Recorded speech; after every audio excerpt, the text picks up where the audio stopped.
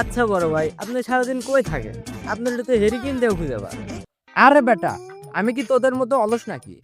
আমি diet maintain করি, আমি জিম করি সকালবেলা, আমি টাইম মেনটেন করে চলি। তোদের মতো অলসের মতো সারাদিন কি শুয়ে বসে থাকি নাকি?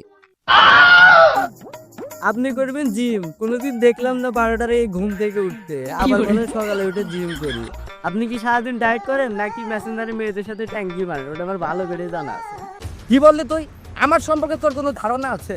আমার বডি দেখে বুঝোস না আমি জিম করি নাকি সারাদিন মেয়েদের সাথে চ্যাটিং করি? সেটা তো আমার বডি দেখলে বোঝা যায়। আরে ভাই, আমি তো ভুলেই গেছি, আমার সামনে একটা সিক্স প্যাক ওয়ালা বডি দাঁড়িয়ে আছে। আচ্ছা বড় ভাই, আপনি তো প্রতিদিন জিম করেন, যদি ক্ষমতা থাকে 10টা পুশ আপ করে দেখান।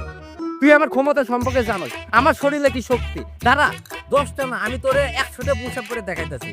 কাপড় তো ঠিকই নিলাম, কিন্তু জীবনে তো জিম টিম কিছুই করি নাই, আর পুশ আপ তো দূরের স্থান। দেখা যাক কি হয়। আরে ভাই, এই ও মা গো, মা গো মা, মনে হয় আমার কোমরের হাড্ডিটা ভেঙে গেল। পেটে এত ব্যথা, কি জন্য এত পাটা নিলাম? ওরে বাটপার, ভন্ডামি বেটার জায়গা পাও না। আরে ছোট ভাই, সত্যি কথা বলতে আমি তো ভুলে গেছিলাম, আমার যে পেটে ব্যথা।